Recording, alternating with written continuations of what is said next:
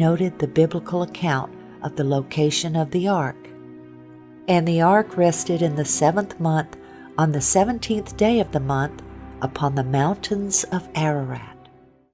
On Ron Wyatt's first trip to the region in 1977, he didn't know where to begin searching, and he only had 3 days in the area. We were looking at all these mountains we were going through, and Dad realized, he's like, guys, you see how rugged this place is? He said, do you know that we have no clue as to what direction to look in once we get there?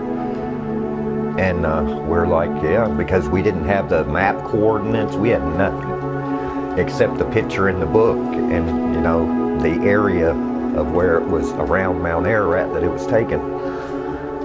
And so we were becoming real skeptical on whether we were going to get to see anything this trip. And then once we got off the train, we hired a cab to take us in to Dugabazit, the town close to Mount Ararat. And while we were driving, it was at night, and Dad said, guys, he quoted the scripture. And so Dad said we should all say a prayer that God help us know which way to look. And we basically all three just said a separate prayer, bowed our heads and said a separate prayer in the car silently. And just a few minutes later, the car died and everything went off. The headlights, the engine shut off, everything. So he had to immediately pull over because it was night and you couldn't see. And so he got up under the hood and looked, and he couldn't find anything wrong, didn't know what was wrong with it. He just goes like this. He couldn't speak much English, so he just goes, you know. And he sits back down the car and tries it, and it starts back up. Well, during that time, Dad said, hey, you know, we just got done saying that prayer, and then the car died. He said, just in case that was God's answering our prayer, let's pile up a big pile of rocks here on the side of the road to mark where this car stopped. Okay. So we did it, and then the car started back up, and we hopped back in and went on down the road, and it did it again. Everything, lights and everything shut off again. And we're like, oh man, you know. And Dad said, well, you know, let's pile up another pile of rocks here. And so we did that, and then sat there a few minutes, and the car started right back up again. And just went a few more miles, and it did it again the third time. And by then, my dad was a little skeptical. Even he said, well, guys, I think the car's probably just messed up. Yeah. He said, but just in case, let's pile up another big pile of rocks here, just in case this is something, you know. And so we all figured, well, yeah, the car's just breaking down. And so then after that, the car started right back up, and we drove on into town and got our hotel room. Yeah, and then, no trouble. Yeah, I got the hotel room. Then the next day, I guess we got a cab, and he took us out. It was somebody from the village around there. He was our guide, actually. And he took us out, and we found the pile of rocks, the first pile, and I guess we went to the first pile. So yeah. We had 3 piles there. I think we went to the first one first and walked out. You know, it was hot. We had a canteen, ended up having a hole in it. So, yeah, we drank what water we could before it all emptied out. Yeah, so we all drank it so it wouldn't. Yeah, we all got sunburnt in that, but we found the anchor stone, which we had never seen one. Dad had seen some in pictures, some smaller ones, but nothing that big. So he kind of knew what it was. And there were 8 crosses on the anchor stone? Yeah, 8 crosses on the anchor stone. Yeah, the next pile.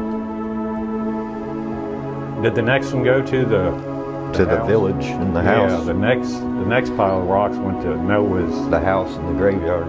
Yeah. This photo was taken in 1977 by Ron Wyatt, showing the walls of Noah's home. Since then, all the walls have been torn down by local treasure seekers. In the front yard stood this large tombstone. On the tombstone was a drawing of 8 people and a boat on a wave. The second largest person was looking downward with their eyes closed.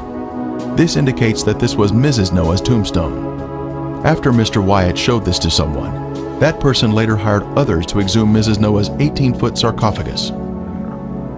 And then the third pile was actually Noah's Ark, which was probably the first pile. Well, yeah, because we did it because we backwards. came back from it the opposite way. And it was amazing, because I had never in my life said a prayer and had an answer that definite, that quick, just knowing full well that, Of course, that night we thought gave it you was just the goosebumps. car breaking down, but the next day when we walked out and found that, we knew that it was, because like I say, it was, the countryside was so rough, barren, we couldn't have found that. There was no way in the world we could have found it. We didn't even know to go to the right or left side of the road, or no idea. And So we pulled up on walked the side. straight out to them. But the factor that captured his interest the most was the length given in the Life magazine story, 500 feet. Most people were looking for a 437-foot Noah's Ark based on the Hebrew cubit, but Ron again went to the Bible to learn more. And Moses was learned in all the wisdom of the Egyptians. Moses was the author of the Genesis account of the flood. He would have known the cubit of the Egyptians. The Hebrew cubit didn't come into existence until there was a Hebrew nation after Moses' death.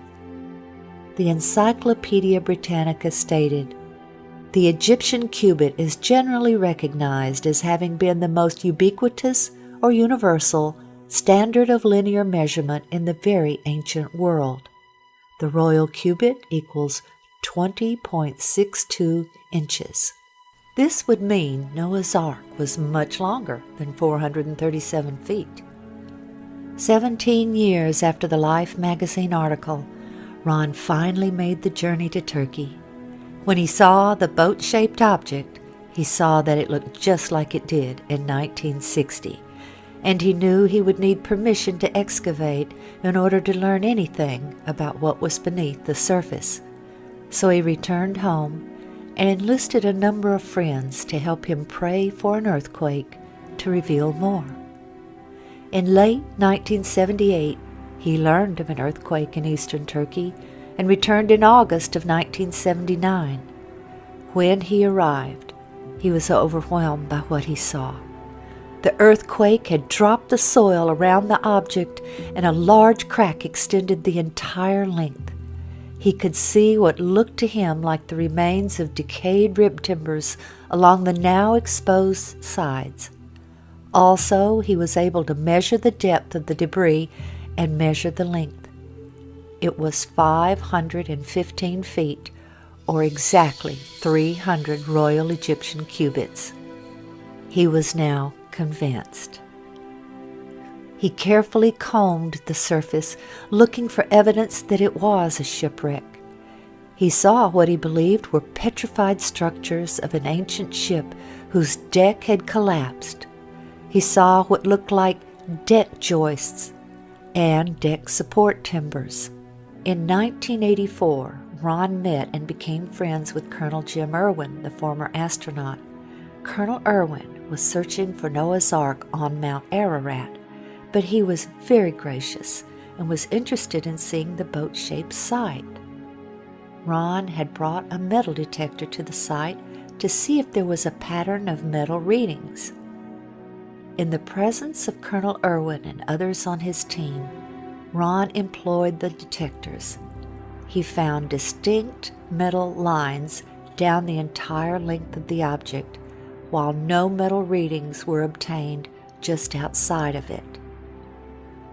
Ron asked Colonel Irwin, who had impressive scientific community connections, if he could have the strange specimen tested. Colonel Irwin sent the specimen to Los Alamos National Labs, where geophysicist John Baumgartner performed the analysis. The results of that analysis captured Dr. Baumgartner's interest. The specimen contained manganese, also titanium and aluminum, among others, and these were not in the form found in nature. Due to the sophistication of the metals, he questioned whether a missile had crashed on the mountainside and Ron had found the remains. the exciting evidences of the